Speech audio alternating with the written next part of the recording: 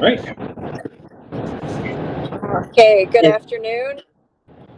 We are here for our May 8th Policy Committee meeting. Unfortunately, I am in transit unexpectedly, and Matt Bergeron has graciously agreed to lead this policy meeting. So, Matt, I'll turn it over to you.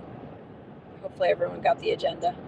Thanks. Yes. And I'm actually going to almost immediately turn it over to Frank so that we can take a look at the first item on the agenda, which is the policy impacts, the advertising policy and the impacts that it may have on the new messaging system that we have coming up next year. I think, I don't know if anyone else had an opportunity to look at it. Certainly not patting myself on the back. I did have a couple minutes this morning, so I did take a look at it and put in some comments of my own. But if you could kind of preface this, Frank, with how does the new messaging system interact with this, and why do we want to read it? Yeah, perfect. Yep. Yeah. And I've asked, actually, if you guys don't mind, communications to come into our June policy meeting, so they can share some insight as well, because I feel like a communications perspective will be helpful. So let's talk a little bit. So the parent square that the school messenger we currently have is for school official use, and it's basically our email system. Parent square does so much more than that. So parent square can be utilized by the district. It can be utilized by staff members for groupings. It can be utilized by coaches. So it has an opportunity for all these different coaching models. It can be utilized for surveys. It can be utilized for setting up agendas and meetings. It can be utilized for attendance for school and being able to link to our attendance module. So it will really do a ton of work that we currently don't have. Another thing it does is it allows for us to be able to give community organizations that are directly linked to the school a community page and the ability to be able to communicate to the community. So PTA, Dollars for Scholars, things like that.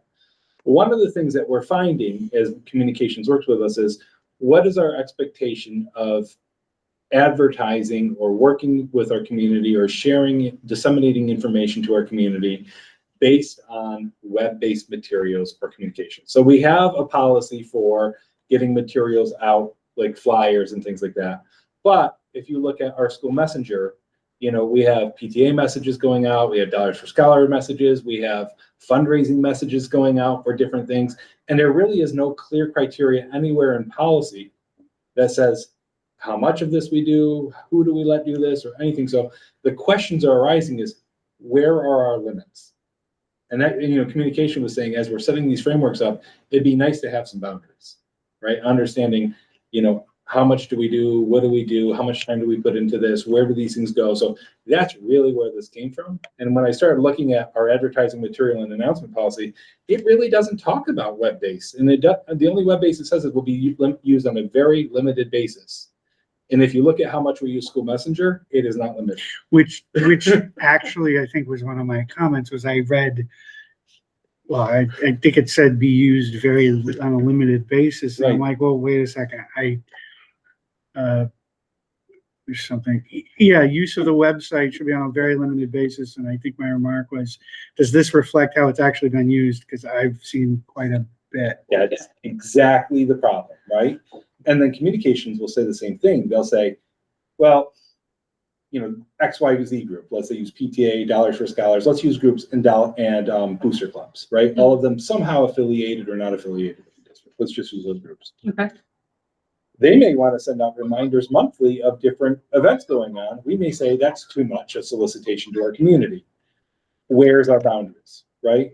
And how do those things work? So there's really just getting some conversation on this of where we want to be and how much we want to be doing this will help us be able to set protocols as we change over to Parent Square. It's a great opportunity for us to say, let's look at what we're doing and how we're doing it.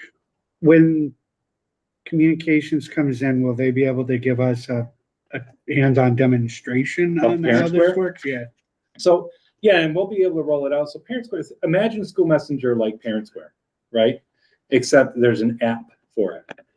And parents can have, so we can have the PTA have their own area, since they're affiliated, booster clubs have their own, and parents could sign up for it.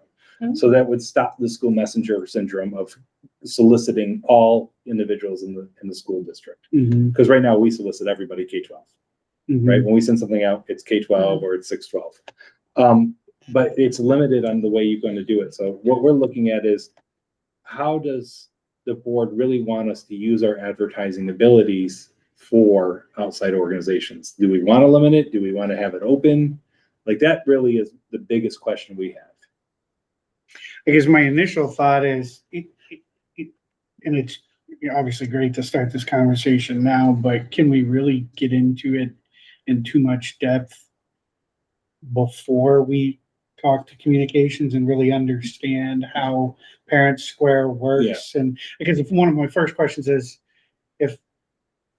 is there any pre-approval, pre-authorization if PTA signs up and gets an account? Can they just post something whenever the heck they want? That's what we want to have this conversation for, right? Okay. Because you can set this up a lot of different ways, right? But right now, let's do that. Let's say no Parent Square, right? And I want you guys all think about these conversations. That's why I wanted to preset it now. Yeah. So then we have a month to really, how do we use it now? So think about School Messenger. We have a group that wants to send out notification. Now, we streamlined some of these processes. Like, now there's a little bit more checks and balances, but Frank McCree's Booster Club for the Frank McCree Club wants to send out that we're having a fundraiser at a pizza place. They send it in and they send it to ex-secretary, and somebody then sends it out to the community, right? Is that what we want to do for every fundraiser that goes out? Do we want to target it? Because School Messenger right now, we've streamlined it a little bit, but it's still, we don't know if it aligns with the board or aligns with the communication, because there's a board goal of two-way communication. What is that board? What is the end result of that board goal? And how do we then make sure our practices align? Well, Does that all make sense? it does, but I guess, like, I'm thinking of it in two ways. Like, so you're mentioning, like, say, a team is going to have, one of those like fundraising dinners Yep. at Blaze Pizza, Correct. bring your Blaze Pizza thing, get 20% Yep. towards the volleyball team, we'll say. So even though, like, maybe I don't have a volleyball player, I still want to go because I want to support all the teams. Yep. Or maybe my kid used to play volleyball, but they're already in college. Yep. You know what I mean? So I think if we begin to segment and parse off people from a list, then we're missing it. Have you gotten a lot of complaints, I suppose, of people who are saying, gosh, I'm inundated with things that Yes. really don't matter to So me? we've gotten that a few times, yeah. So we've gotten, like, it's overwhelming. It's hard to keep track of different things that are going on. Mhm. And then really, it's even like, even if we say, let's make sure that we hit every organization that supports students. Mhm. Okay, great. Let's do that. Then how often? Mm. Right? So that's the next question. Is it a reminder every week, or do we say, look, we're going to do one or two for each of your events? Like, is there some type of protocol to put in? Mhm. Have I gotten the complaints from parents saying, I'm getting solicited for things that I don't care about? Yes, I've gotten that. Have I gotten I'm missing important school messenger items because I'm getting these things? Yes. The beauty part is Parent Square will allow you to, like, kind of basically scroll through and organize it in a better way. So that helps that problem. Would it be similar to the way that you sign up for calendar updates for specific teams? Like, again, if, like, I'm interested in what the JV golf team is doing, I can go onto the calendar, I can pick that team, and it will just send me reminders about. There is a possibility that it could be set that way. So right now, imagine like you have Willy Wonka's like Candyland in front of you. Whatever you want is what you get. And then we could have it be anything at this moment in time. And we don't have to make final decisions right now of everything, because it's like, what are the processes that we want to put in place? How do we want to structure it?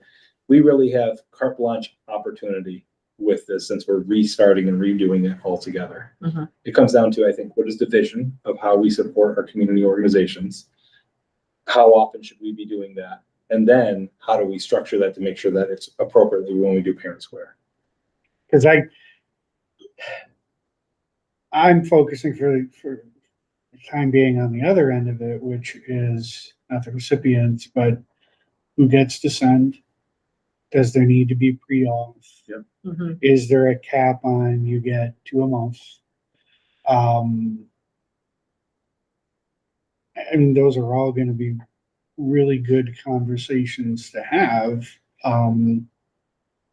Because if you do require authorization, I mean, it's gonna require some kind of time and effort from someone here in the district, but is it any more than is being done now to approve what goes out on Messenger? So that's the difference, right? So right now, prior authorization for like Kiwanis or any of those things, they send me their flyer. I approve on it or don't approve on it. They have to put their little not affiliated with the school district in it per our policy, Yep. right? Yeah. And then they send it and they bring it all in and do it. Mhm. The solicitations, there is no prior approval, right? So these school messengers that go out, there's no prior approval component of it. We only have the prior approvals for the flyers. So what is the process? So give me an example of the solicitations and what's the. Well, I'm calling it solicitation, but it's Sure, not, sure. or it could be 100 different things. So I hope people are reading Okay. this not understanding Okay. that, right? It could just be anything. Like there's a PTA night going on for function. students, like the glow party, right? It's not a Yep, solicitation. yep, yep, It's a positive thing where no money's being. An announcement. Yeah, an announcement, right? Yeah. They'll send it to communications and say, could you please do this? And then communications will say, sure, I'll send that up for you. They could send it to a principal saying, would you please send this for me? And they would do it. They could send it to Jessica, right? Like the booster clubs and say, could you please do a school messenger for me regarding the Blaze Pizza night? Mhm. And she'll say, yes, sure, I'll send that out. So, and it's just because there's no standard operating procedure because we don't have any policy that helps guide that standard operating procedure. So it's a perfect opportunity for us as we started to look at, again, we chipped away at some of these communication structures. Yeah. And now we're to the point where it's like, okay, how do we do this now? Is what we're doing good enough? Is there ways to fix it? Right. And we don't have really good answers, Mhm. but now communications that we're talking, perfect opportunity when you're redoing a new structure. And so you wanted to raise this now so we can just start thinking about it. That's exactly right. Because I mean, what I envision is, I think it's great that communications is gonna be here because we'll be able to rattle off all the questions we have in terms of what can be filtered and all Yeah. this stuff, and then we can have more thought in terms of how it can be best done. So with that said, so I wasn't sure why we were looking at it, so some of my other comments. But can I just say one more thing about Yeah. communications yeah. too is communications works for other districts as well, right? Yeah. So both of the people that work for us work for other districts, and communications is the number one thing that I think BOCES has right now is like their communications is everywhere. They hit all over the state. They won awards nationally and everything. So they have lots of resources for us, and they can say, well, what do other schools do? Like I've asked those questions, like how are other school districts handling this? Because this is not a question that's only specific to Voorheesville. This is a very common conversation. And though I think it might be clear, but just for the folks at home, we don't have our own in-house communications. Correct. We use BOCES. We use BOCES communication services. Yep. And they're only here 3 days a week. So they're actually here physically on site 3 days a week? Oh, Yeah. okay. Yeah, we have two people. One person's here 2 days, one person here 1 day, and then we all work together as a team with me oversighting. Okay. So beyond that, was there anything in particular you wanted to talk about, or is No, that? do you have any comments? Like I see some of your comments on it.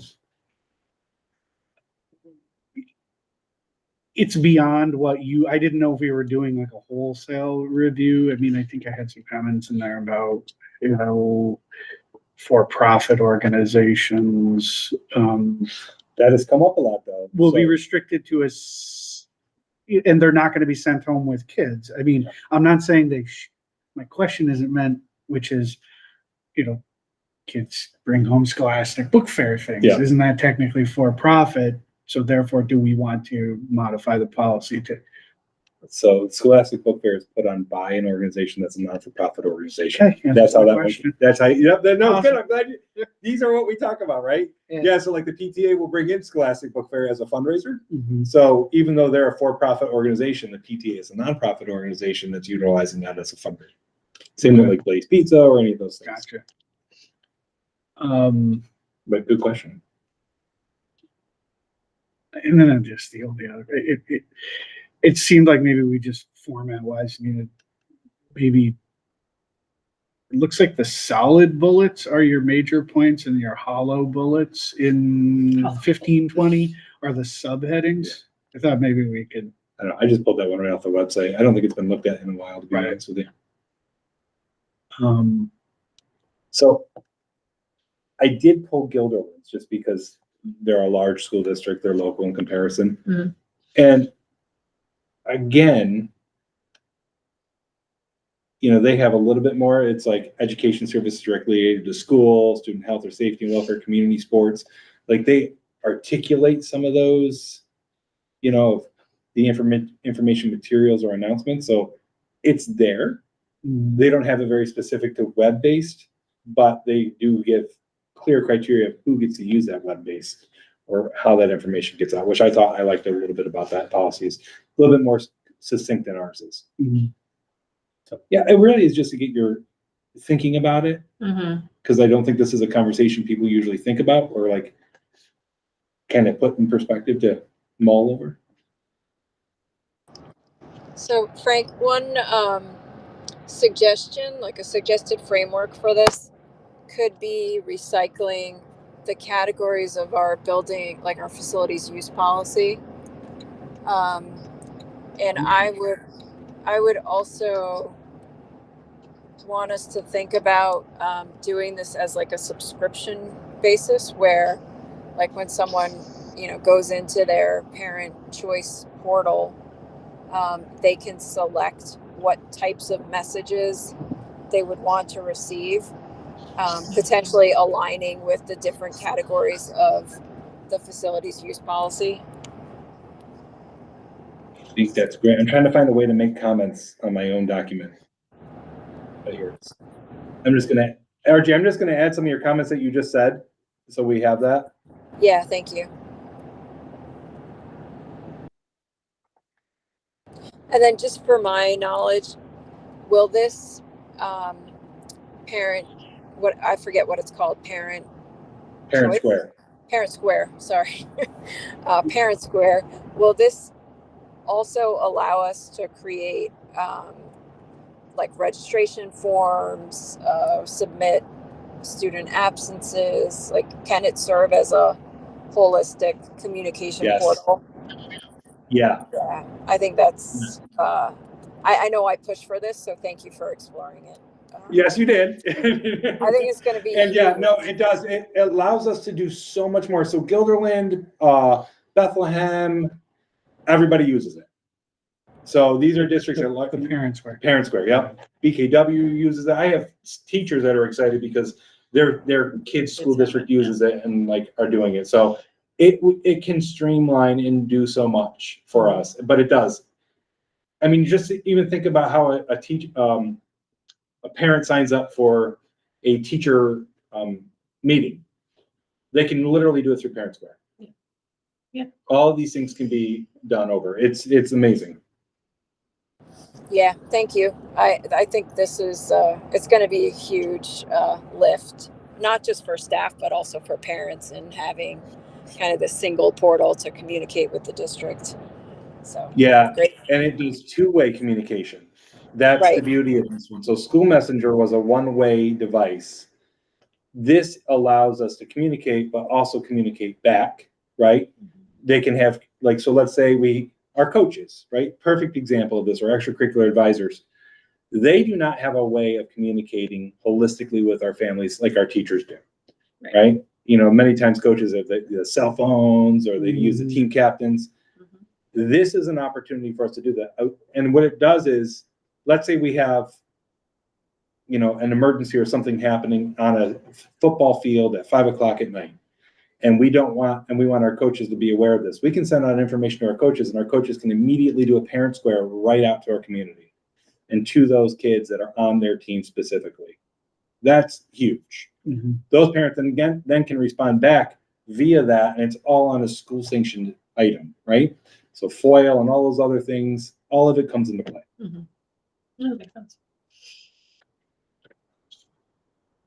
Yeah, and I can have communication share, do a little bit for you guys so you can see it. Yeah, I mean, that would be very helpful for me. I mean, I think that there's a lot there in order for us to start considering the full breadth of policy or whatever it is. I think we need to first understand how it works. Yeah. So, Yeah, and yeah. I think maybe asking them what we currently do too is gonna be good, so what our current processes are, and then the parent square, because knowing what we do and then how we can move forward is gonna be good. Okay. I can show you parent square if you want, but I know Artie's on our way, so. Well, why don't we move on to 8140 and Yeah. then we can move back. And when she comes, if you guys wanna see it, I can log in Yeah. and show it to everybody if you'd like. All Alright. well, let's see. I forget what 8140 was. 6 relations for choice. 8140 was. Is 8140, sorry, I'm not looking at the agenda. I think that's the one where we wanted to flag it as reviewed. And we need to just make sure we get it on the agenda for this month's meeting. Does that sound correct? Yes. Yeah, Because at the bottom. yeah, it it says has no been changes are noted. needed. Yeah, but adding new status of reviewed. So Jessica can do that. So Jessica, we don't even have to have it on a board agenda. Okay. Let me find my email real quick and we can talk about that. Archie, were you on that email? I can't remember. Maybe, I don't know.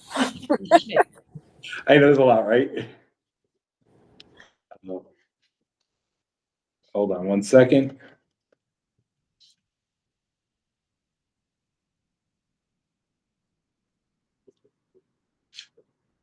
Not that, give me. Sorry, I'm just looking for the communication from NISBA. So here's what she said we can do. You can add a date of a review on a policy. Districts usually do this at the bottom of the policy below the adoption revision dates. Some districts include a list of all review dates, review date 1, date 2, date 3, etc. Others just post the date of the last review. So we could do this and say last review was this date. If you're not concerned with looks, not that big of a deal. She said you can just do adoption date 1 and then review date underneath it. So that way you can just do a running tally. And then when Jessica sends the policy, so when Jessica Tabakian sends Jessica Goldstein the policies for posting at board docs, she can just ask for the review date to be added to the bottom, and that's all you need to do. So it would be just like, I mean, just what we looked at, the example you just gave us from Gilderland for the last topic. That's exactly how they had it on the bottom. Yeah, and we can absolutely do that. It doesn't have to go through a board agenda. You don't have to change anything. It's just when it gets posted up, we just have to make sure that it's Jessica posted with a review date that she has. Right. So I kind of like last reviewed date, but I'm open to just reviewed. I don't know if anyone has a preference in the wording that we use. The difference between the two being a full running list or just the last date reviewed? I feel like the reviewed date, like a running list, could get a little out of hand. I don't know. I mean, I guess if you wanted to try and track it to like a NISBA update, a running list might be helpful. But that's a different purpose than I was proposing, like a new status. So open to other ideas though. Maybe split the baby and do the last 4 or 5.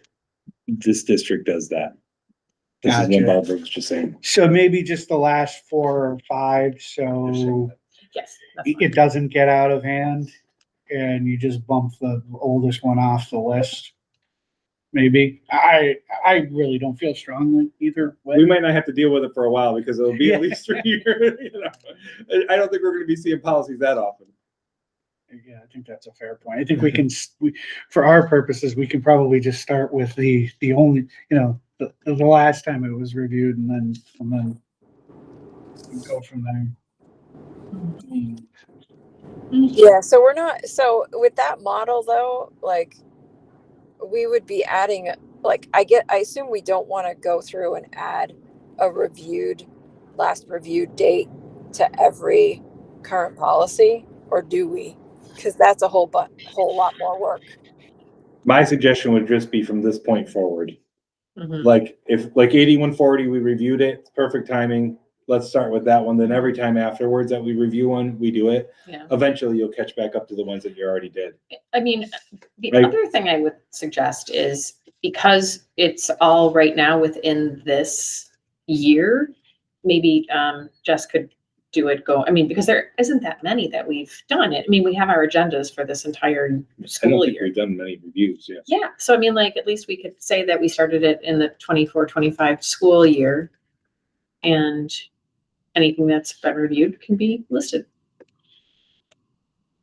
And I don't, personally, I don't mind the idea of putting each time it was reviewed. I think that it just, shows that it's been looked at regularly, but I know what you mean. It could certainly get out of hand if it's something that we keep coming back to. Well, the ones that we have to do yearly, Mhm. I think that's a good point. Like going back to what Archie said, That's is true. we have ones that we have to do yearly, and if we don't make changes and we just review it, like you might have like 7 years of like review dates Right. because you have to do it anyways. That's a good point. So that's where I see the last review making a lot of sense. Mm-hmm. Absolutely. That's true. Okay, so since we don't need to add that to the board agenda, you'll just, I literally just sent Jessica an email as we were talking, asking her to have them updated on the board docs and put a review date on it as of April. then we can move to 1740 and 41. Yeah, I think this one's pretty easy too. It's just, we had talked about what we wanted to see in that policy. Barbara, I think you were not present for that meeting where we kind of laid out the language. So we wanted to make sure you had an opportunity to consider it before we finalize that amendment for the board. That's on, I think, which one is 1741, Matt? Can you help me?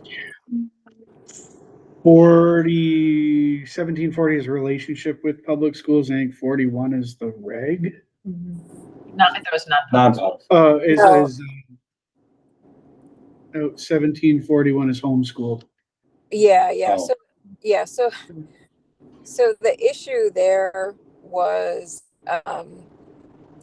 when you open up extracurricular activities to homeschool students, but not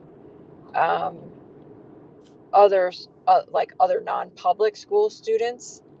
What do we want to do there?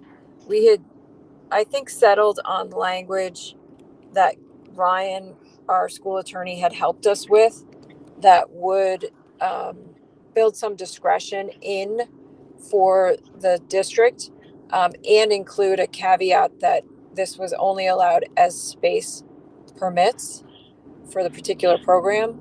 So I was good with that language, but I think we need to consider like finalizing it in the policy for relations with non-public schools, and then adding it into the homeschool policy, which already allows these things. That's my recollection of where we left off on that. Do you know which one we added the attorney language to? Was it 1741 or 1740? It was 40. Thank you. And I think You did add comments. I had a comment on it because I may not have had the opportunity to before. I had some others not immediately related to this point, but I will start on that.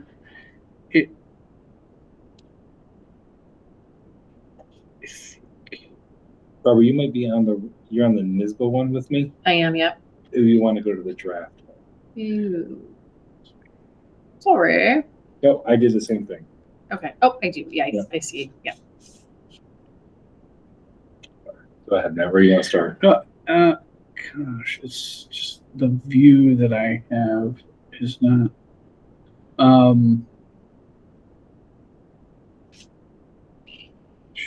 Your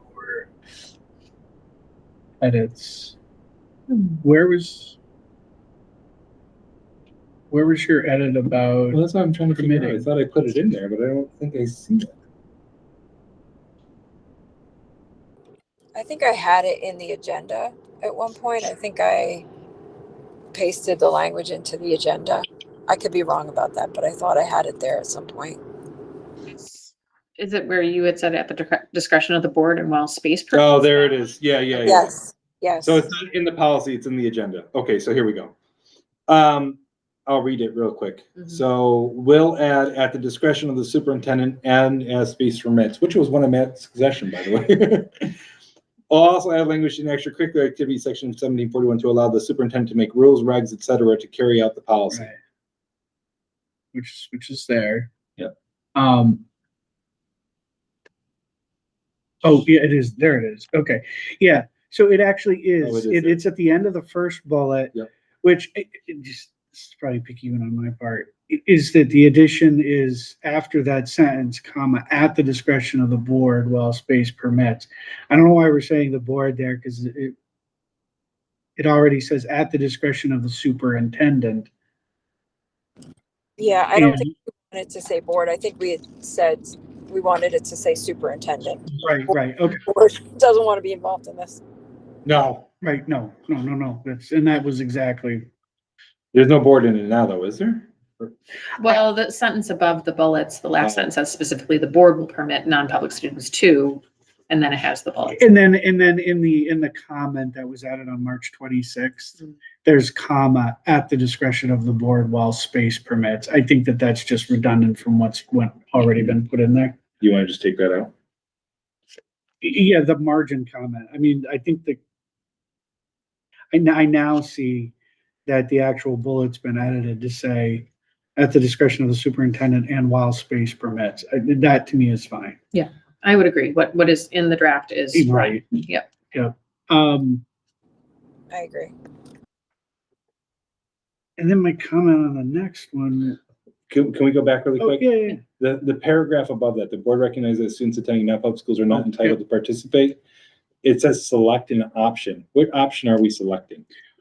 Oh, right. This is where Matt was like, I vote for C. Yeah.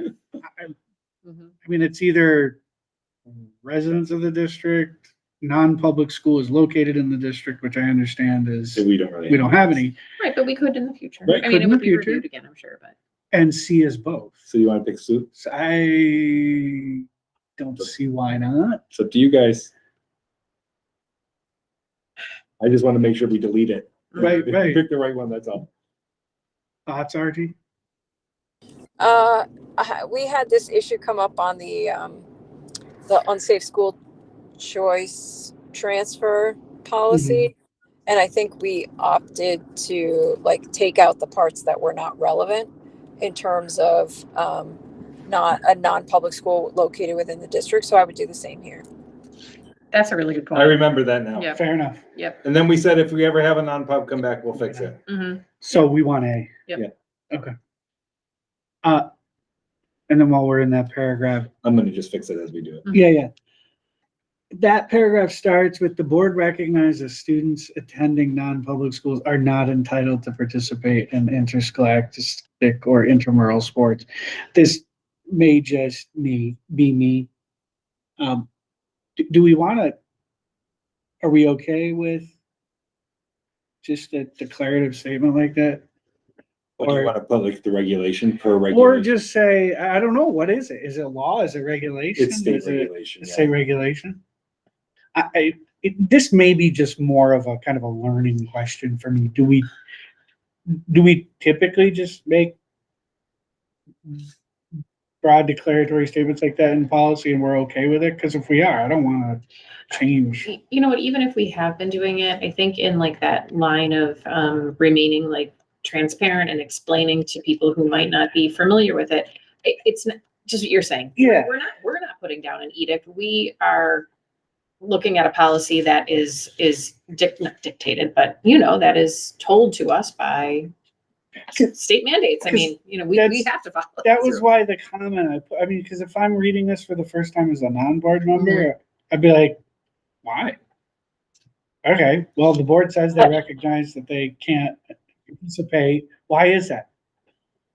Understanding is this I'm looking at question the, comes I'm up looking at enough the, that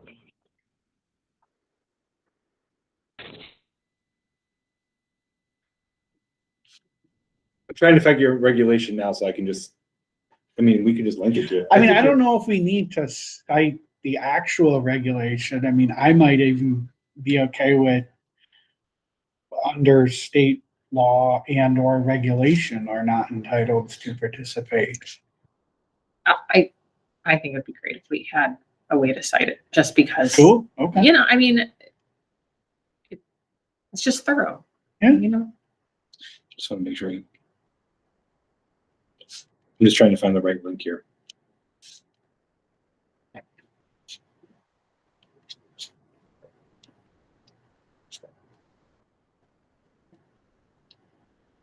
And I do recognize that that might conflict with, I think even in this same policy, we edited it, or at least the proposed edit is, for example, textbook loan. And I think this is a NISBA revision. Previously said the board recognizes that section 701 of the ed law requires, whereas now it's changed, proposed change to say Here it the is. board is required. So Commissioners Regulation 135.4C7. Yeah. Laws and regulations relating home states that a participant in interscholastic sports must be enrolled in the public school. So there it is. So we could just say per Commissioner's regulation.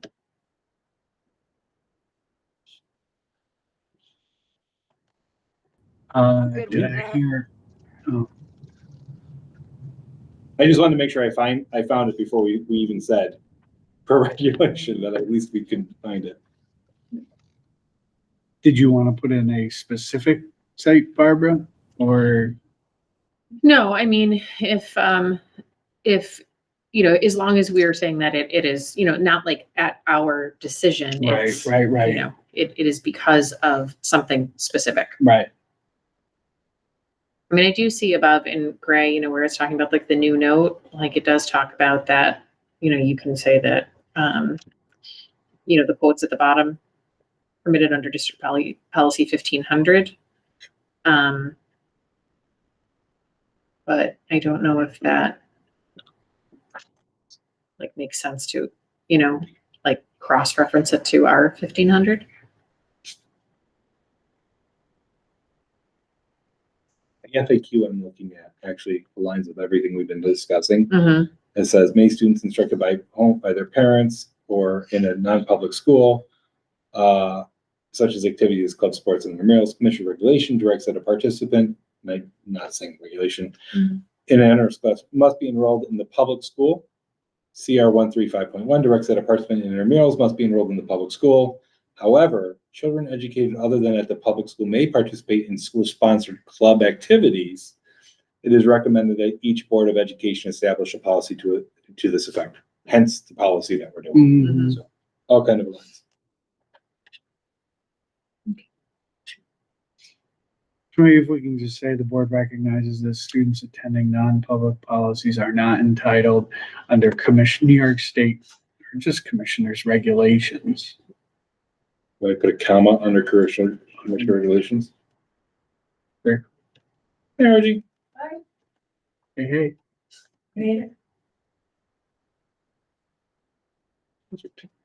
Sort of made it a little late.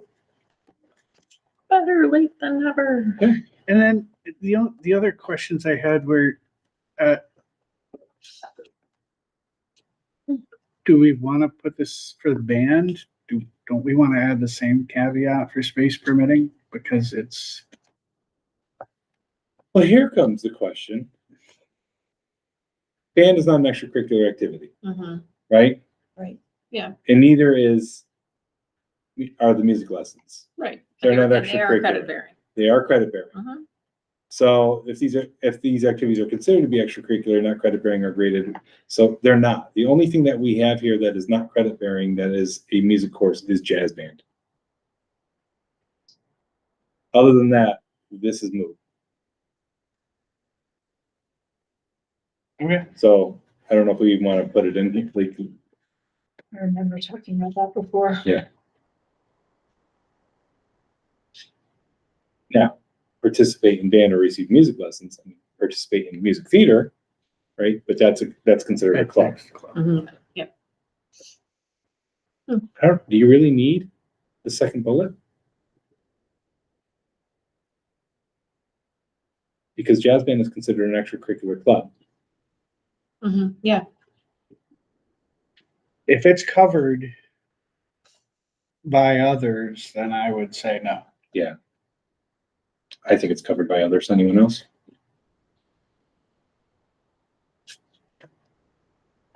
I remember, I don't have it up yet, but I remember talking about this and deciding that we didn't need to tweak any of those Right. provisions. That They're all all, the activities that we had questions about were Yeah. addressed. they're addressed. So I mean, we leave it, but I mean, again, it's not credit bearing, so that fits anyway, so. Yeah. So we just leave it as is and call it a day. Okay. Okay. Um, It's covered. I mean, and it's, I guess it can't hurt to spell out that band is, is a credit bearing Right. activity. And lessons are required for the class. Right. Okay. and then the other one I had was in the last one, the use of school facilities. If there's mutual agreement on the part of all parties, I guess I just don't know what that means. Who are the parties Oh, there it is. that have to agree?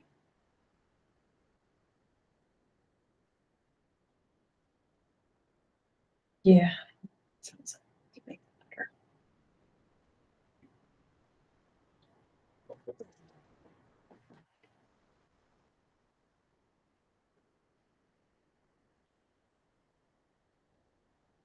Just catch me up. What paragraph are we on? It's the third bullet down from, Yeah, the last, second last page, page 4.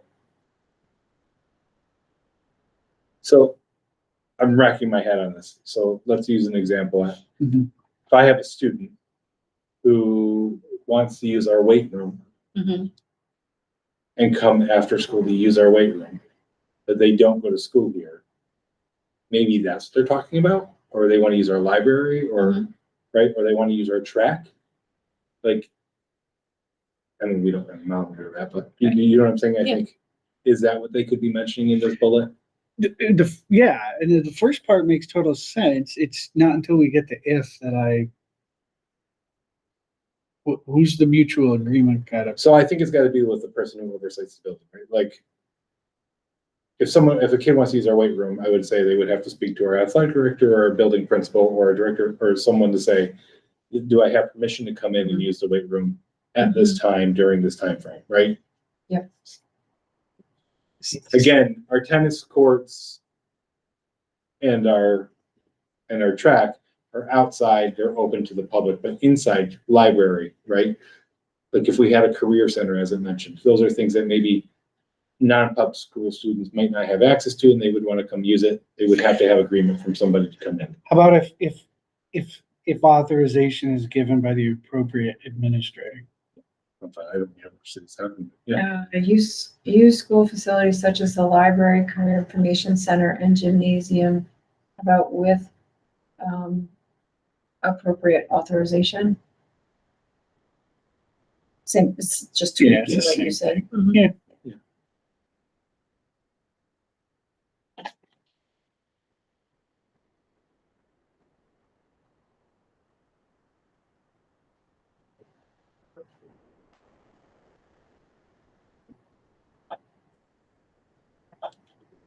If it's, I guess our facilities use policy doesn't address like just a random person. It's only the classes of, Yeah, yes. but this is a non-public student. So I don't know that we spell out anywhere whose authorization is required. I I was think that's build- why. say building authorization, building principal authorization. Right? That would make it clearer. Yeah, Mhm. because then it's easy, because then they would just, on the website, it's pretty simple who the building principal is, right? Yeah. Of any building they want to use. So with the permission of the building principal. That would work.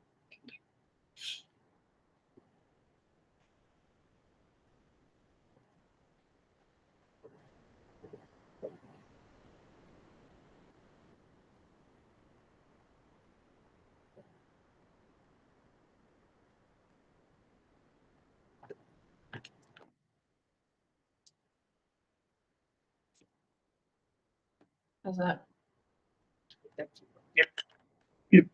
And then we just have to make sure that same language is in the other policy. That's exactly the same language.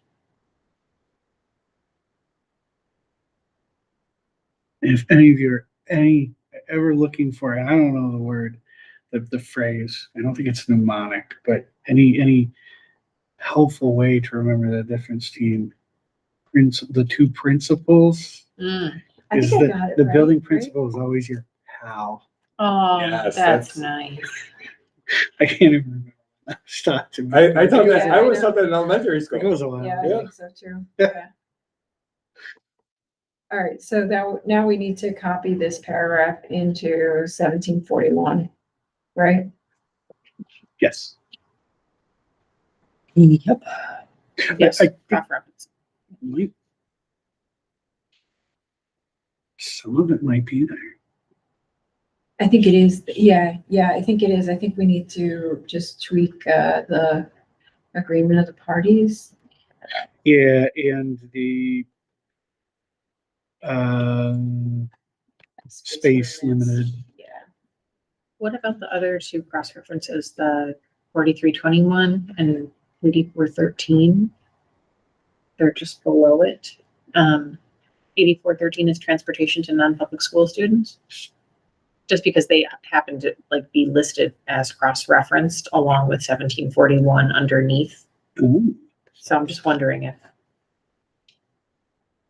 we want to place them there as well.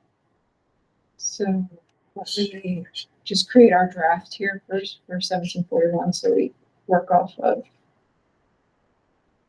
the right document.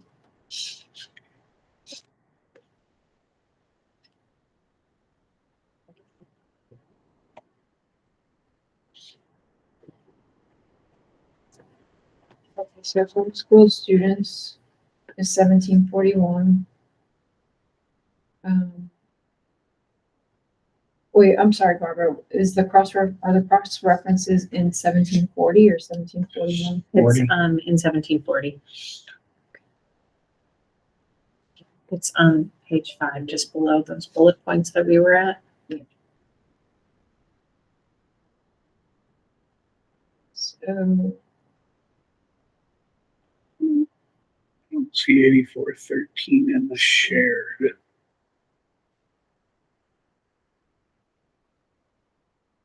I think 8413 might be in this, but update policy too. Let me see, because we have a section on looking at our running agenda. We have a section on transportation policies. 8413 is one that has a NISBA update. So I think we're gonna, whenever we get to the transportation policies, we're gonna get to that. I'm gonna put a note in our agenda to also review for updates to 1740, 1741. This way, this way in our running agenda, when we get to it, we'll Yep. remember to go back. And then what's the other one? The other one is 4321 dot. this one is not on our list. We can look at it. Let's look at it right now because maybe we can, Just we might determine that we don't need to do anything with it. We can deliver these as a package. Perfect. Do you want me to write final on this, by the way? On 1740 or 1741? 41, I don't think we tweaked yet, did we? No, I don't think so. I'll write final on the other one and send it to Jeff's. If you're all right with that? Yeah, I think 1740 is good. 1741, Frank, in the folder, I just created a draft Okay. for us to work off of.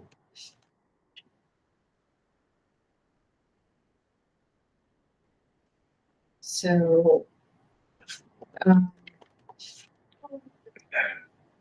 let's look at the,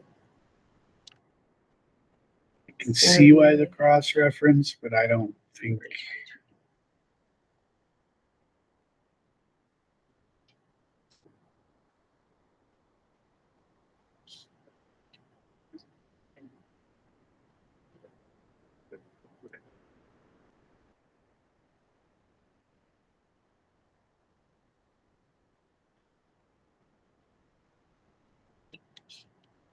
What is it? Do you need me? Okay. 4321.10. I don't even see that one. Yeah. And we're gonna, yeah, that's similar. 4321.10. We don't have that. It's in the No, shared. it's in the shared. Programs and services for parentally placed non-public school students with Oh, so maybe disabilities. it's new and we don't have it yet. Yeah, it looks like it's a sample policy. Let's see if that Fun. is an ISBA update. I wasn't remembering it, but Check board docs.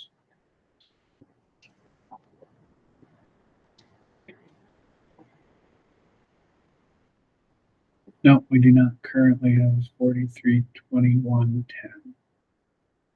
so is that an ISBA update that somehow is not on my agenda? Shame. And, so we had Well, like it does say it's not 432112 timeout and physical restraint that we did. I'm wondering if this was. It might be one we didn't need to do. So 4321 programs and services for students with disabilities, we did that one.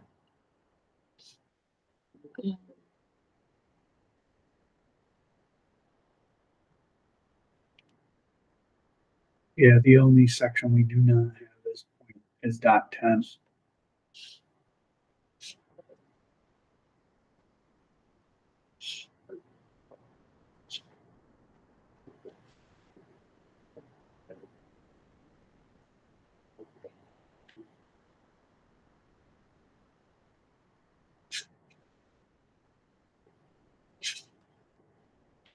All right, so this is, it's not a required policy.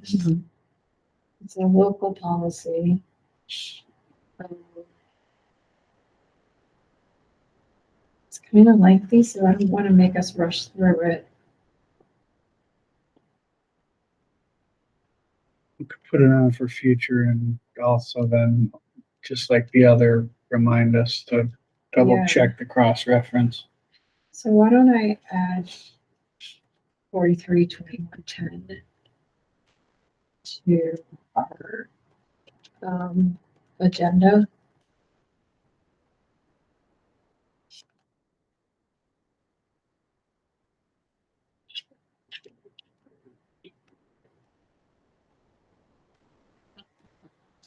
As you guys were going to do that, I quickly fixed the 1741 and added a couple things to it. I just have to delete a couple things here.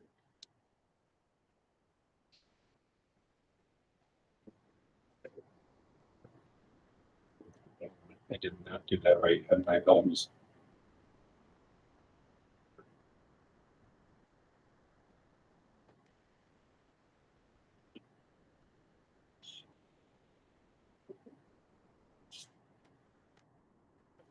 Okay, so for next time now we have a draft 4321.10.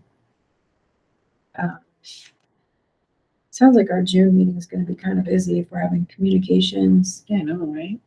We need to do code of conduct, or we did code of conduct already this Yeah, year. and we're gonna have the admin July. team come. Yeah, so they're Okay. actually looking at other code of conducts currently right now.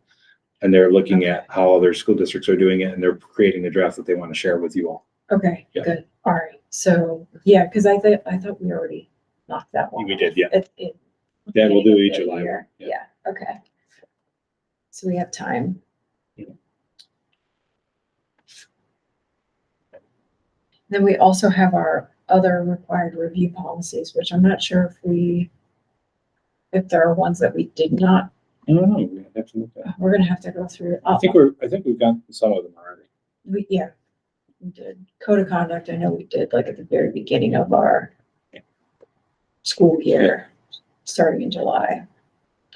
Okay, all right, so we want to look at 1741. Yeah, if you wouldn't mind, I did it very quickly, so I made some typos on it, so I apologize.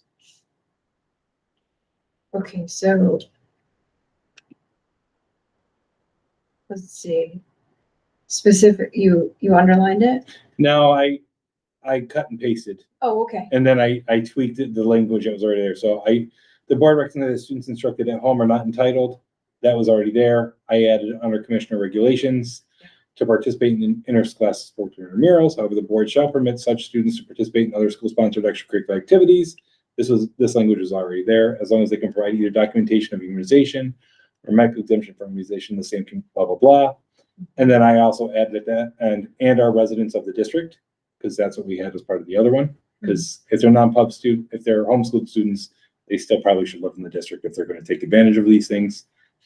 Specifically, the board will permit non-public students too. Which will obviously homeschool students. Yeah. And then it was cut and paste. So that's all I can add. Excuse me for 1 second. Homeschooled is one, right? Yes. I was gonna, yeah. That's awesome. Can we make it the same font too? Yes. Okay, thank you. I know, I'm with you, my brain. Listen, I get to the point where I start screaming at my computer and then realize there's actually support staff to do that. So I take a deep breath, stop. Okay, so we're going to permit homeschooled students All right, thank you. to participate in non-credit bearing organized school activities such as trips.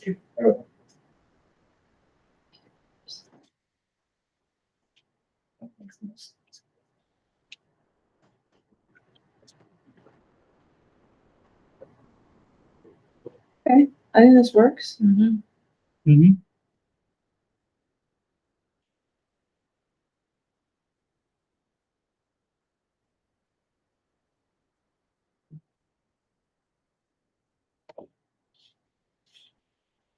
Do we wanna I don't know if we need to add any cross references here. I don't think so. All right. Okay, I think this one's good, Frank. 1741. Excellent. Okay, so we have 1740 and 1741 for the next board meeting. And I just sent them to Jess too. Okay, good. And I think our board meeting is Monday. Monday. Okay, so we should be able to get those two on. Yeah. We can give in, go ahead. No, go ahead. We can give an update on what we did with 8140 and adding a reviewed status. Yep. That'll be reflected in board docs. I'll just talk generally about the advertising policy and what we're Perfect. doing there. And then- Before we move on, do you want me to show you parents where? Sure. Yeah, Yeah, as you're talking, yeah, sure. A little tour. well, I'm gonna show it through my end. And you can kind of see what some parents will see too, so. Okay. Okay. District office. So not everybody's gonna see it the way that I see it, but. So this is what I would see, but. A parent will see this. Right, so similar to this is what you'll see as you open the app.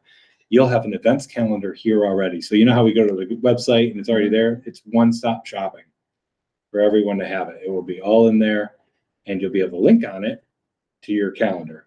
So pretty cool. And you'll be able to pick, like, I just want to see what's going on. 100%. Yep. And then there's links. So like, see how we put the menu here? One of the things we're doing is we're taking the website and the main hit points that are on our website. We're making sure that we put those links on Parent Square. Menu is one of the number one things that all parents go to. Mhm. So why not have it already on Parent Square? So giving that one-stop kind of shop for everybody to do it. Can we post grades here too? That still has to go through eSchool because it's parent portal. Yeah, that's still, a little thing, but like we've been testing it. So a little survey that can come out that we did, so those are some of the things that you'll see. Here are the add-ons that we have. This is the cool part, right? Posts, direct messaging, which we don't have on right now. Smart alerts, social web share that we can do. So anything we share here, we can show social.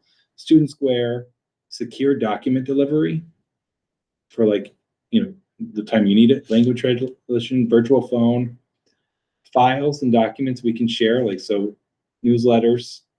Yeah, this was where I was telling you, Yeah. like, on the documents, Yeah. like, you can create an acknowledgement, right? So that instead of the stupid paper, Yep. pardon me, traveling back and forth in a manila folder, Yep. you come in here, Yeah. click, click. Flyers that go out from home, cafeteria menus, links, calendars, directory for all staff and parents, user accounts, attendance, so automatic absence notice to parents daily and period wise integrated with our system. So that means if you're absent from school, boom, does it right here. Saves staff time, saves secretarial time, right? So you can report an absence and get an absence notification. Bam. I Yep. don't have to send that email anymore. Yep. Isn't this great? So check this out. Signups, easy volunteer recruitment, signups for class projects and other items. Appointment signups, RSVPing, polls. Here you go, RG. Forms, permission slips, electronic signatures, and field trip permission to your electric use and agreement.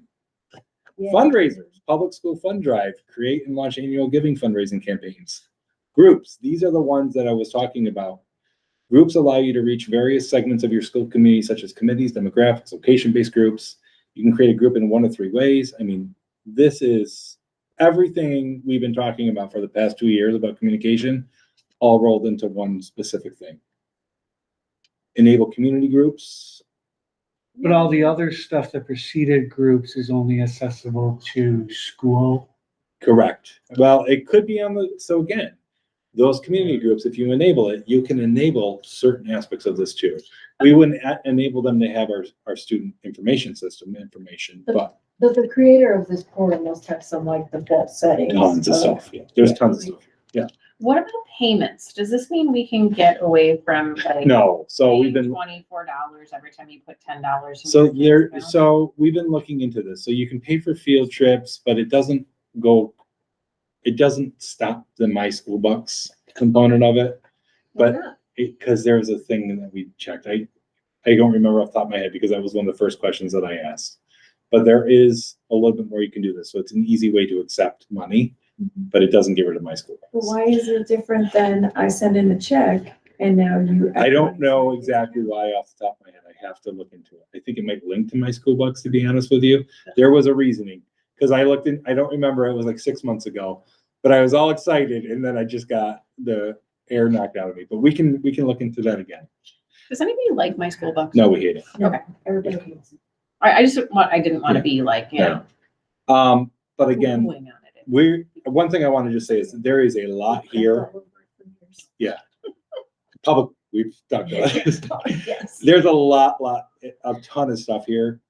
We are starting with the low level lifts to begin with. Like it's going to take us time to get into this stuff, but the goal is to continually use it and use it to fidelity. Who's going to be like, is it going to be communications that's going to be the main user of this, or? So we actually are using the team-based approach and getting this out. So we have teachers on it, Shauna Worley's on it, Tosa for this, admin, communications has it set up right now where they use it, but really everybody will use it. The building principals will utilize it. We want our teachers to use it. We want our coaches to use it. We want our extracurricular club advisors to use it. We want to integrate it into our system. So building principals, we want them to use it for the sign-offs that they have to do at the end of the year, or we want our nurses to use it for some immunization stuff. Field trips, we want our teachers to use it for that. So grade 3, if they need classroom supplies, we want them to use it. So we want to integrate it completely. It's just going to take us time to do it correctly. But I did want to, like, this kind of gives you a little bit more example of the cool things that are there. It's awesome. Yeah. And it allows these really nice reports as well, right? So if I click on it, it will start giving out personal information, so I can't click anymore. Mhm. But what you can see is how many people we can reach, how we can deal with the reach and we can get reports on all these other things. And then it's super cool. And will this be both email and text, or you It's choose? email, text, and phone. Yeah, so say I need to send out a phone message to parents, boom, gets out there. The cool thing is this becomes two-way communication. Love it. You know, the one thing we're gonna do is, you know, right now, we sent this out to staff. All staff have the ability to use it right now, and we're asking them to check it out and then let us know their feelings. Like, what do you feel is issues? What could be wrong with this? What could be good with this? And then we're gonna send out a best practices based off of what their input is. One thing we're gonna ask staff to do is, and this is something that I feel strongly about, is you need to turn this off. At 5 o'clock at night, 6 o'clock at night, you shouldn't have this on. Like, they should put away messages on for parents. Like, you know, people need to have time frame to say, you can get me here when you open that line of communication up, you know. You have to do this from a labor management perspective. Yeah, have to, You have to. right? Like right now, and I say this all the time. I say to staff all the time, stop responding to emails at 7 o'clock when a parent sends you an email at 7 o'clock. Don't do it. You got to not, like, take your time. Yeah. That's what time's for. So we are going to put on here, you know, office hours. People need to understand that. And if they choose, that's their choice. But, you know, we want to make sure people understand that this isn't a 24-hour service that this two-way communication does provide. Mhm. There's got to be guidelines. So, cool though. It's super cool. All right. You can see my emails. All right. Do we want to, what do we want to do? Do we want to wrap, or do we want to tackle 23, 25? I thought 23-25 was done. We had it on the agenda, but then realized we needed to have the public hearing. So I don't know that we ever finished it. We, Yeah, I thought we did too. maybe we did. I know we realized that we needed to have the resolution passed in the public meeting first, Right. which we did. Well, the public hearing first, Right. and then the reso, and then Are we just gonna do it in So- June? could. Can we take a quick look at it? Yeah.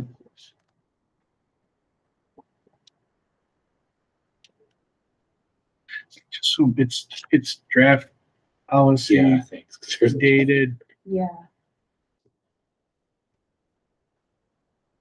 modified February 5 of 25. Is that the Yep. one? Yeah, draft 23, 25. Yeah. Matt, are you on it? Yep, there you go. Okay. Yep. I hope I'm gonna find you guys there when I open it. So I think where we haven't made final decisions was around, like, how often can you invoke this policy? Right, there are parts of this that are solid and ready to go, but there were some open questions. I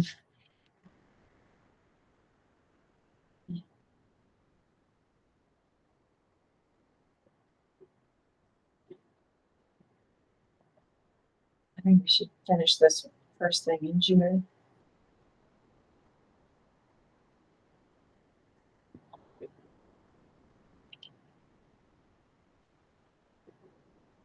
Matt, your comment on February 4th, you were saying for the optional language, that's on page Yeah, 2.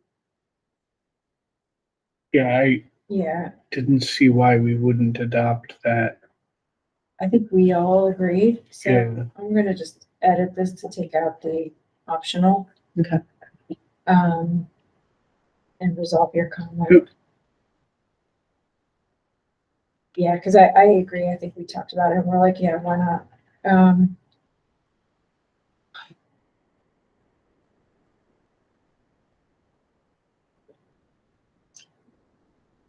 The page above that though, where his other comment is are you still there for this one? Oh, right there. Yeah, Matt's on it. Optional language. And here, I think this is page 2. Oh, yeah, yeah, yeah. Okay. Yep. Okay.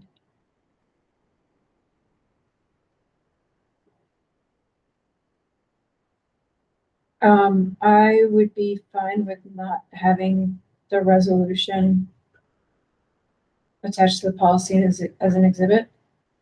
Does anybody feel strongly? I put yes only because I didn't know any better. So I am not wed. I am not wed either way. I don't know. Off the top of my head, I uh, don't I don't know why we would or wouldn't either way. That's why I think I erred on the side of sure. Nice. Seems like unnecessary work. It's administratively correct, so you know, an extra step. Yeah, and also the note where it says just the second sentence reflects clarifying guidance. So I don't see any strong reason to keep it. Sorry, Matt. No, Hey, listen, I love this. I don't have to say anything. It's all on you guys on this. Okay.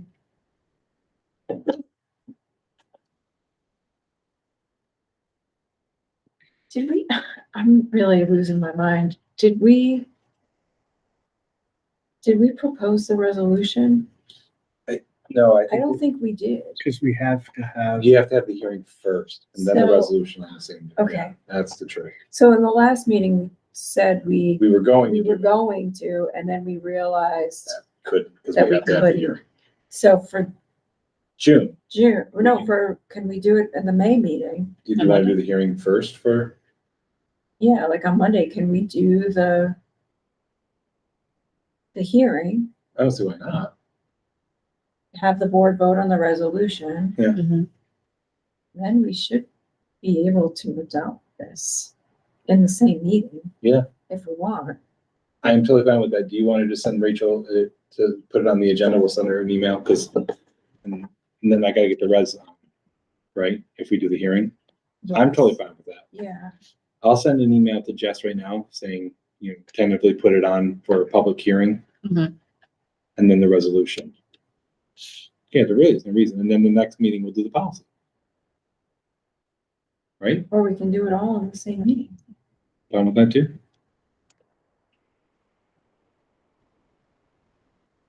All right, so let me get this to Jess. Final.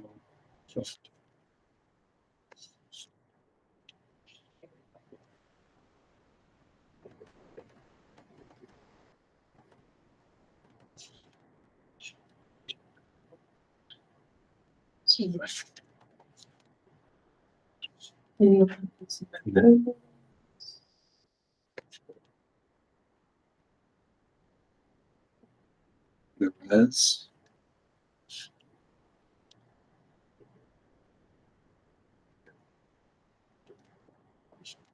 Hold on, let me read the resolution.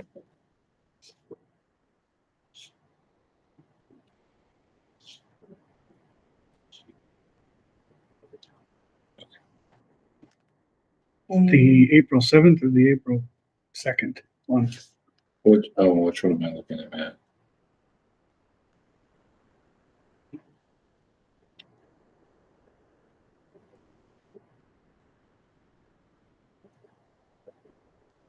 So you were concerned, Frank, from a technical perspective? I mean, you've seen our issues. Yeah, Mhm. so I don't, Again, I think if we just use, like we did with the,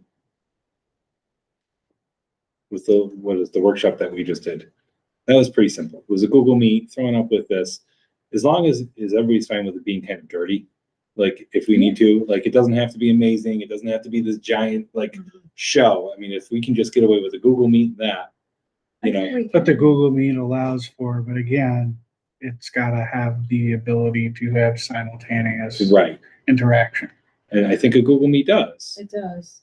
It's just we're gonna have to make sure that somebody is making sure people are muted, making sure that, you know, if somebody does raise their hand to make a comment at the board, you know, during that time frame, it's get clicked on. It would probably end up being me, right? To be very honest with you, but you know, but I think we just, again, until we can get WebEx and get WebEx in, and I have time to actually work on that, we could we could just do it with a Google Meet and wing it, right? I don't think it's the end of the world. So 23, 25 is a, do we have a 23, 25?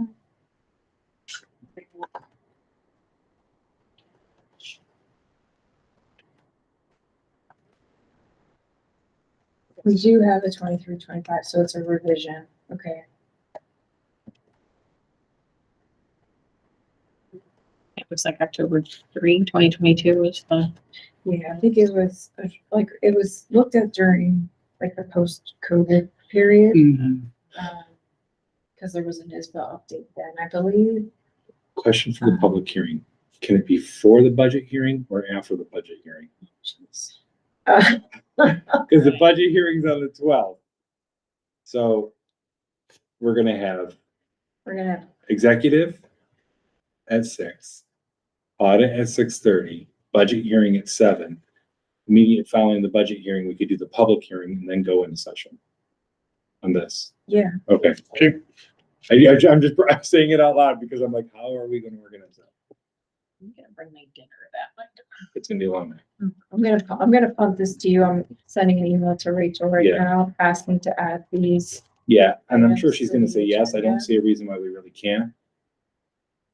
And then I'm also sending things to Jess right now, telling her to tentatively put all these things on the agenda where she's gonna come in the morning and yell at me saying, why are you making me do all these things on the agenda now? Because it's almost finalized.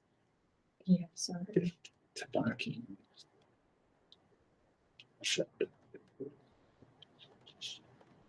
I'm just gonna say that Frank has all the documents. I'm sending them to Jessica.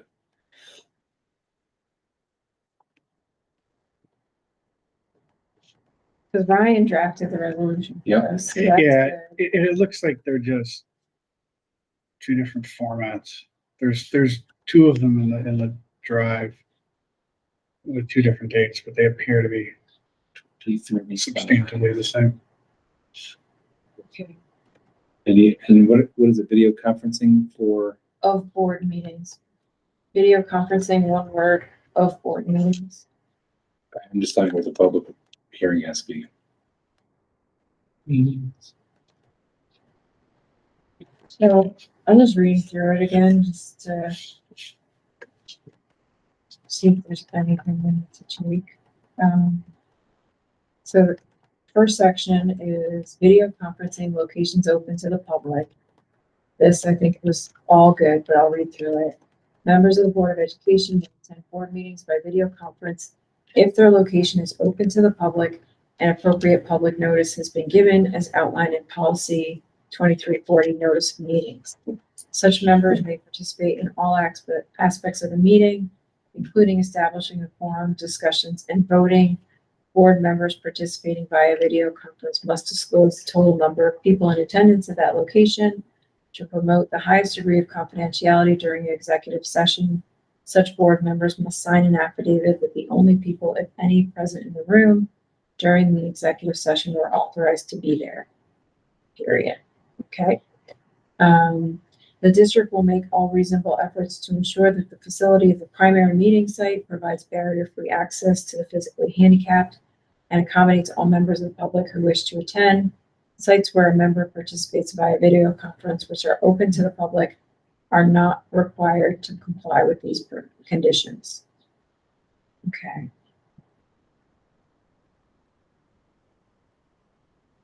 Okay. Section 2, I think that part's good. Section 2, video conferencing under extraordinary circumstances. Public Officers Law, Section 103A, locations not open to the public. So this is the section where we have to have the resolution, and the hearing. The board's resolution, as well as its written procedures, must include the extraordinary circumstances necessitating participation by video conference of board members. We have that in there, I think. Can somebody confirm? And the other one? In the resolution, do we reference extraordinary circumstances? I'm looking right now. Yep, that's A. Perfect, okay. Barbara and I are on that, so Mhm. we'll check. Okay, great, thank you. All right, review with your attorney, we did that. Okay, so Jess will add in here board resolution number, date, and the date, right? And it still has to have a quorum publicly, Yes. because that's what the resolution says. So long as a minimum number of members are present to fulfill the board's quorum requirement. Okay, so, so section 2, which is the extraordinary circumstances pursuant to board resolution number dated blank, board members are permitted to participate in meetings by video conferencing under extraordinary circumstances in accordance with state law and this policy. Extraordinary circumstances include disability, illness, caregiving responsibilities, or any other significant or unexpected factor or event which precludes the member's physical attendance at the meeting. You're taking out that optional language, right? The wrong copy. I don't see optional language. I may have deleted. It was the one, so I was not in the final. So that would explain that. Can I just clarify something that I think is actually positive on the resolution? It says, so the quorum is a same physical location or locations where the public can attend. So I think this is important. Let's say you're in Chicago at a hotel and Yeah. we've already, like there, and you've already Notice that noticed that location. And so you can vote as a quorum member at that point in time, Right. Yes. but you can't because you're ill, but you still want to do it. There's 3 people in front of us. RG is somewhere else, but My location's open to. your the public. location's open, so we technically have a quorum. Mhm. I think that's because that was one that we got confused on before, so Yes. somebody might write, well, they don't have a quorum. No, they do. And that could happen. So I think that's neat Yes. because it's a public location. But, well, and I may have Yeah. misheard you. The extraordinary circumstances, one who's remote, does Correct. not count toward quorum, but may vote. Can they vote? Yeah, like, Yes. that's your, okay. Yes. But it Yes. does not count towards a quorum. Correct. Yes. Yes. I know it gets very tricky. It's the next paragraph that says. Good. Yeah, So yeah, the so- quorum could be the other person and they can vote and it matters, but the extraordinary circumstances doesn't count towards quorum. But can vote. There we go. otherwise Participate, Yeah, so that paragraph says to utilize Good. video conferencing under extraordinary circumstances, a quorum of board members must be present. This, I don't know that your thing works because it says in the same physical location where the public can attend. But that's why, because this resolution by the attorney was written differently. So I'm glad I brought it up. This says in the same physical location or locations where the public can attend is exactly how the attorney wrote this. So then, So maybe we tweak the policy to match the resolution. yeah, because this says in the same physical locations. Mhm. So yeah, let's change it to location or locations. Yeah, that matches the res. Okay, where the public can attend the meeting.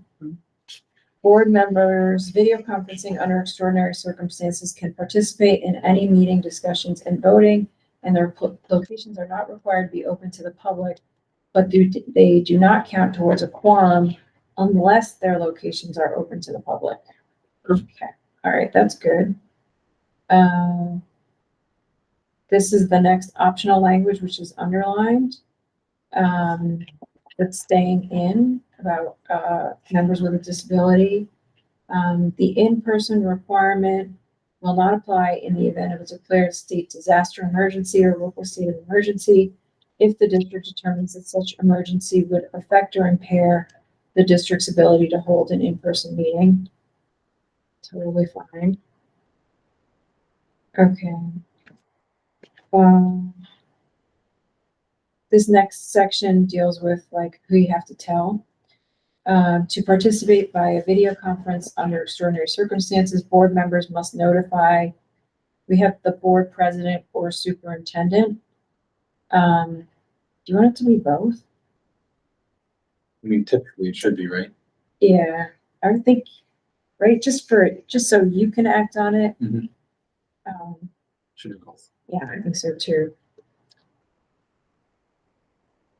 Must notify the board president and superintendent as soon as the need arises, stating the extraordinary circumstance no later than 4 business days prior to the meeting in order to give proper notice to the public. So 4 days, to me, is not consistent with unexpected. I was just thinking the same thing. Well, I the think- next sentence, I think.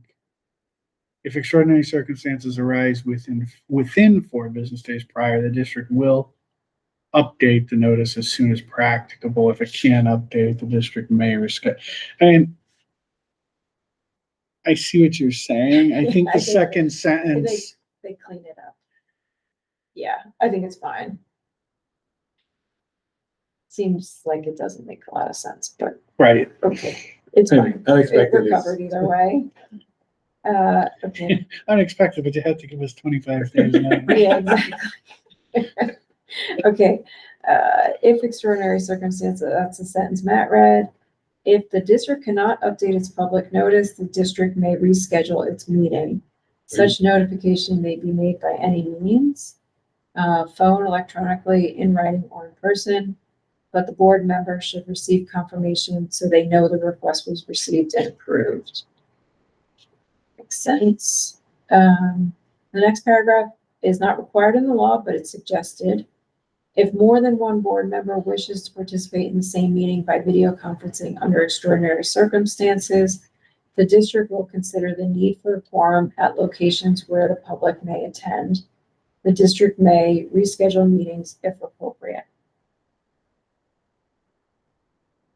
I think it's okay. Mhm. Doesn't mean we're gonna cancel the meeting. Just gives you the ability to do something. Yeah.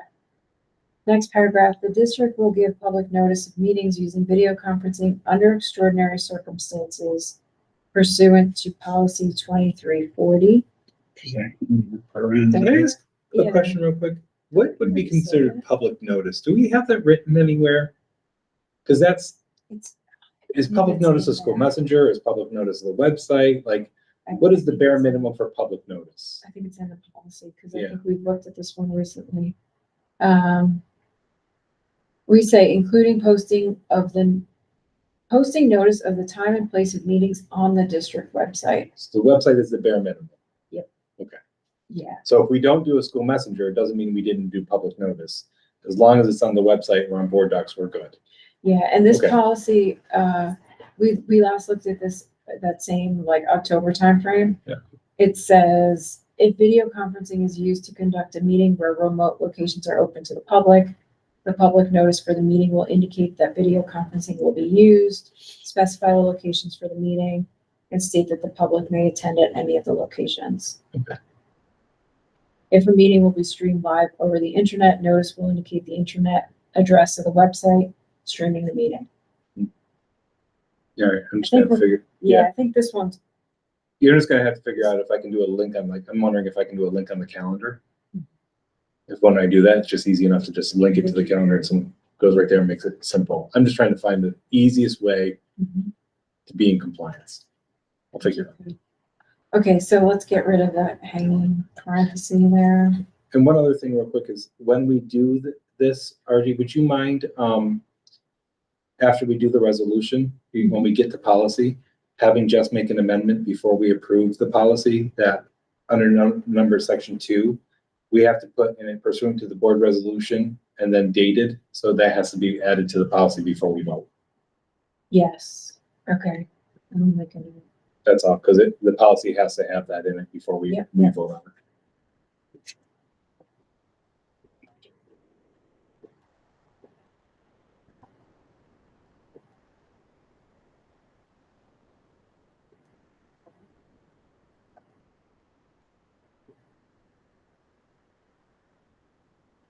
Okay, I'm just, adding this into my notes of our agenda for today so that hopefully I don't forget.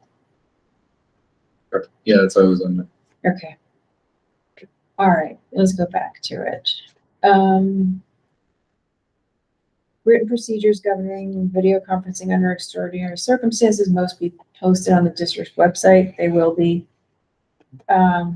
This policy or the district's written procedures for video conferencing under extraordinary circumstances, if a separate document will be posted on the district website, except for properly convened executive sessions, all board members, i.e. those attending both in person and via video conferencing, must be able to be heard, seen, and identified.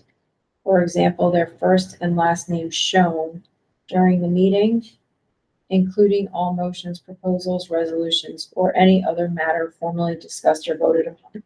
So I think we just need to make clear when you come into a Google Meet, you're logged in with your name Mhm. and your account, and that should happen And automatically. I can just screen it right up, share the screen right up on the thing that's there. Yeah, I giggle because of COVID. One of the many things COVID taught us was that a lot of people would log in under other people's, the person who used it before them, and they, Or very inappropriate. I screen won't names. even Yeah. repeat some of the Yeah, I've seen those. names people have signed in under.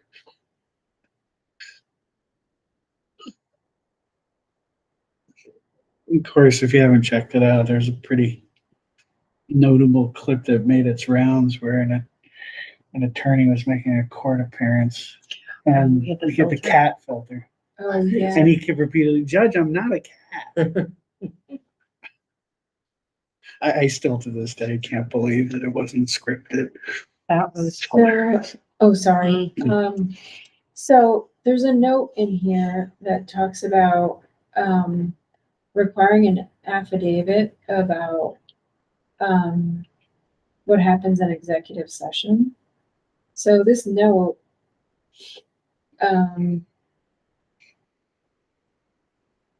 might want us to change that. So it says this Committee on Open Government opinion, which has preceded the enactment of the 103A, which is the law that allowed all this, advise that board members participating by video conference, as their locations were required to be open to the public, could be required to sign an affidavit regarding who's present during the executive session. Under 103A now, remote locations are not required to be open to the public, but we still may, as a board, want to address confidentiality of information discussed during an executive session. If we wish to require board members to sign an affidavit as described in the first paragraph of this policy, we urge you to consult with your attorney. I'm fine taking it out. If we go back up to the first paragraph. So that first paragraph has a sentence, to promote the highest degree of confidentiality, board members must sign an affidavit. What do we want to do with that sentence?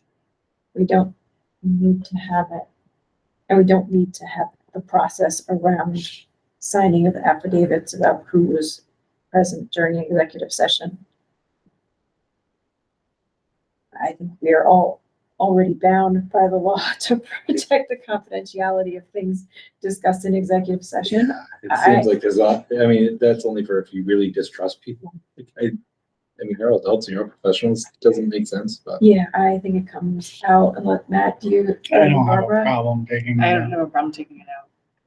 I think we already are bound by the law. I mean, it's not like, it'd almost be the same thing as like saying, you sign an affidavit that you're not gonna record a conversation when you're an executive, or you're going, you know what I'm saying? Right. It's, you're not gonna do that, right? You're not gonna ask people, like, Yeah, just there's the being, expectation of what your role is. right, and just Yeah. being remote doesn't mean that you're excused from.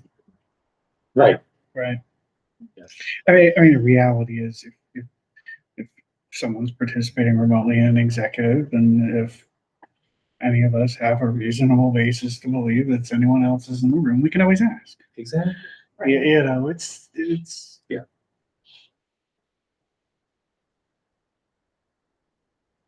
I think that's put in for other reasons and other functionings, functioning boards. Okay, so I think we're good. I'm gonna keep going. All meetings that are broadcast or utilize video conference technology will utilize technology that permits access by members of the public with disabilities consistent with the ADA as amended. All good. For meetings involving video conferencing under extraordinary circumstances, the district will provide members of the public the opportunity to view the meeting via video and participate in public comment by video conference in real time, where public comment is authorized to the same extent as in-person comment. So I read that to say, like, when we're in our meeting and it's not a time for public comment, we can just mute everybody Yep. and proceed with our meeting, and then we open up. You don't gain rights or entitlements just because someone is participating. Okay, next paragraph, minutes of meetings involving video conferencing under extraordinary circumstances will include which members participated remotely. Good. All meetings where video conferencing under extraordinary circumstances is used will be recorded, except those portions held in executive session. Recordings will be posted or linked on the district website within 5 business days of the meeting and remain posted or linked for at least 5 years after the meeting. We already do this. Yeah. How is that going to work technologically though with a live meeting?